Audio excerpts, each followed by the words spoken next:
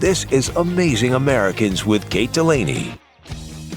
We're back with Jim Agals. Jim, no doubt you've been married 56 years. You're there every step of the way going through Louise's Parkinson's journey. I felt very much a responsibility and a desire to make sure that my wife was taken care of because no one's going to take care of a loved one better than a loved one.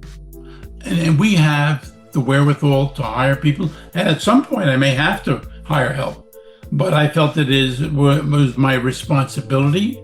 And it's something that I wanted to do. I felt not only responsibility, you take, as you're a kid, you make those vows and you don't think much about them.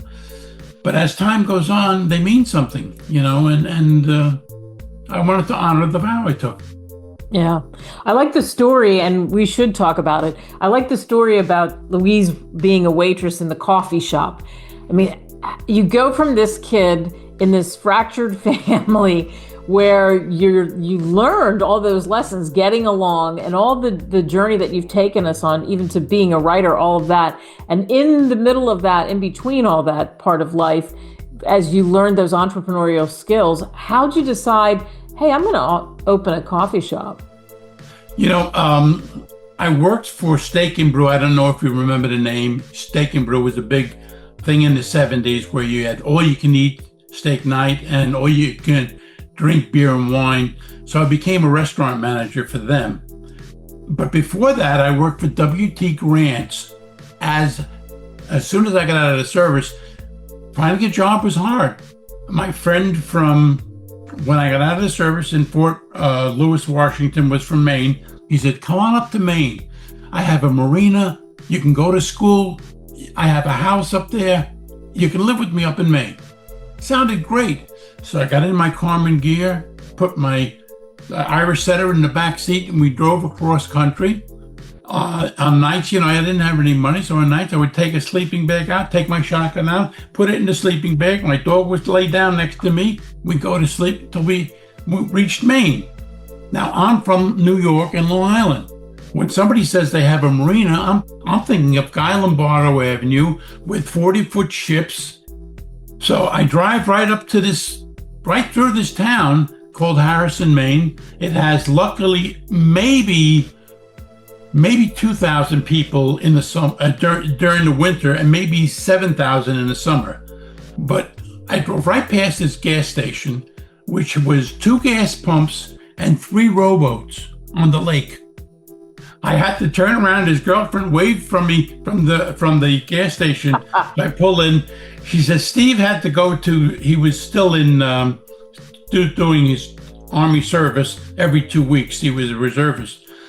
So she says, let me take you up to the house. So I go up this hill and up to a small house, and we open the door, and it's just a shell.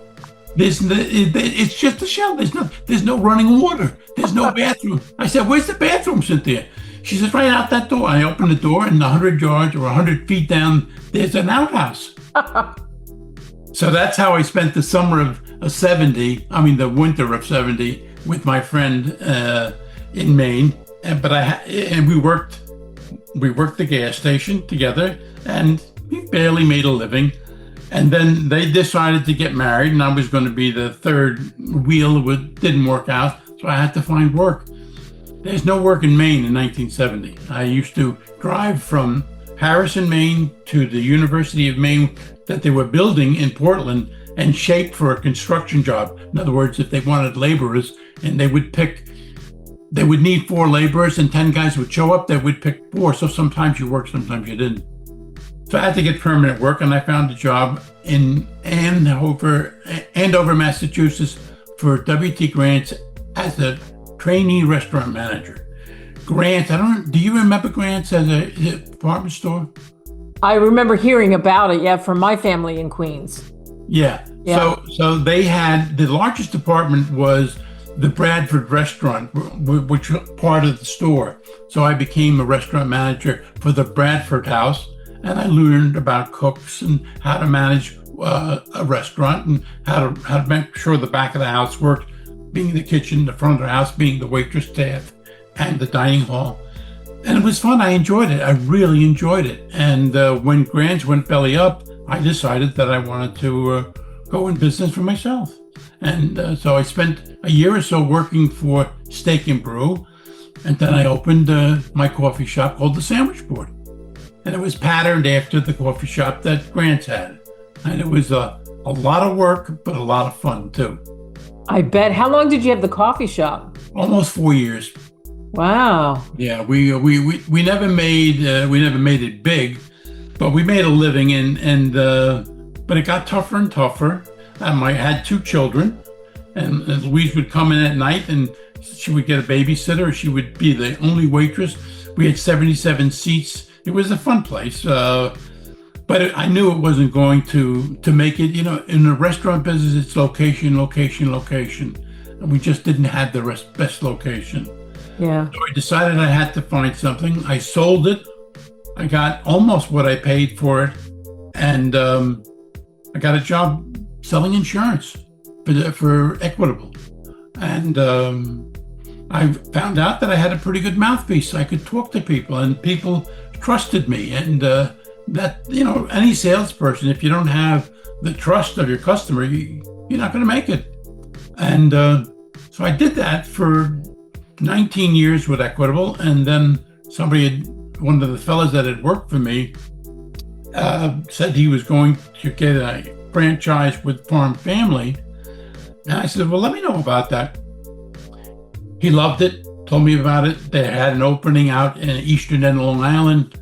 I said, I'm going to if they want me, I'm going to take the opportunity, and I bought into this franchise, and it was the best thing that ever happened to me. The East End was booming. Nobody wanted to insure contractors. We did farms, contractors, and landscapers. And nobody wanted them because they were small business. It wasn't big business. The big insurance companies want big premiums. If you have a carpenter that's in business for himself, maybe he'll develop $1,200 to $2,000 in premium. Not enough for big companies. But it was enough for us because we had a lot of those guys. And then you could sell them life insurance, car insurance, all the other things to build that account up.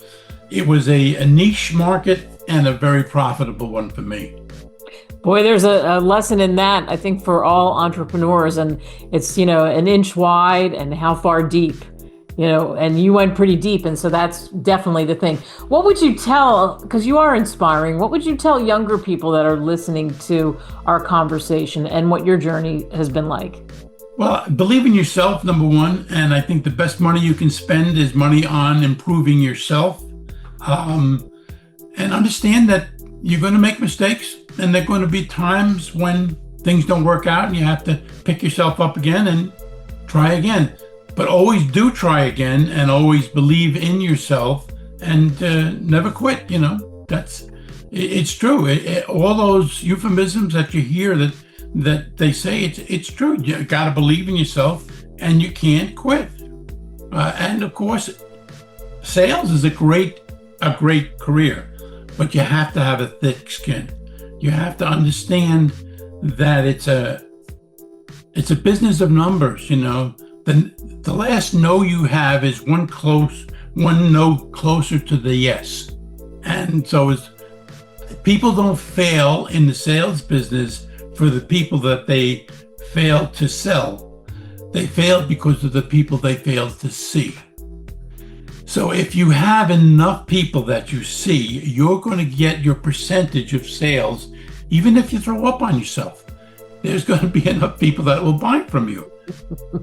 Boy, that's a great lesson to end on. Jim, I could talk to you all day, and I'm sure that we could all learn even more from you. Jim Agals, you can get the book again, The Paperboy Chronicles, and we look for future work from you too as well on Amazon. Thanks so much for joining us. Thank you, Kate. More inspiring stories right here with people like Jim Agals next week on the show. I'm Kate Delaney. Thank you for joining us for another awesome episode of Amazing Americans. Be sure to join us right here at the same time next week for more great stories on Amazing Americans.